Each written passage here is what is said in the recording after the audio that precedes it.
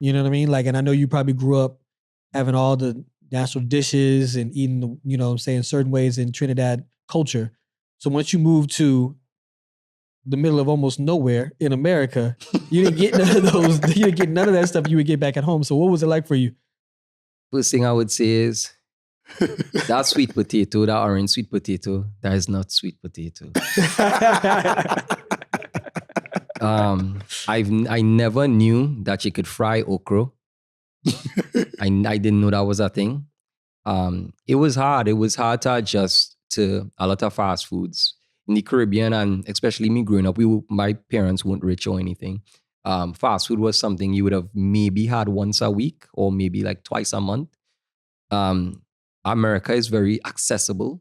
I like McDonald's open 24/7. Like we don't have those things. We don't have it that open that late even. A lot of the foods were different. One thing I really don't like is the culture of, and not really so much in the South, but in Florida, I see this a lot. People don't really say good morning like that. And or good night. Yeah, or good night. Yeah. When I first went to college, I told someone good night, and they look at me like I'm crazy, and I was like, but I'm not going to bed. And I was like, it's like just how I greet you good morning, I greet you good night, or I greet you good afternoon. So it's not me trying to signal that it's time for bed, but it's me trying to say like, I'm greeting you at the nighttime. There was a lot of cultural differences, and it took me a while, but I feel like the one thing that I really don't like is I like to say good morning to people. And in Florida, I now have to suppress that urge to say good morning and greet someone and just walk past them straight, because in the past I've said good morning to random people, like walking into the gym or something like that, and they would just walk past straight. And I like, y'all ain't have no manners. Yeah.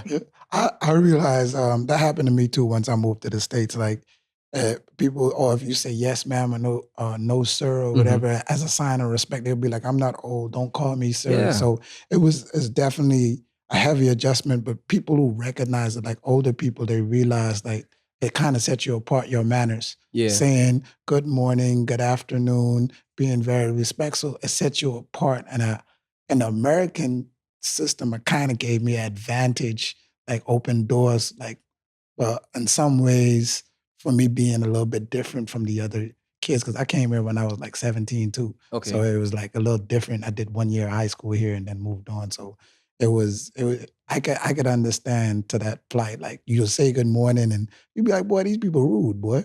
Yeah. I just feel like sometimes I can't fully be myself and be open and say, well, hi, good morning. And just be, it's not even like, I feel like in America, sometimes it's that people just mind their own business.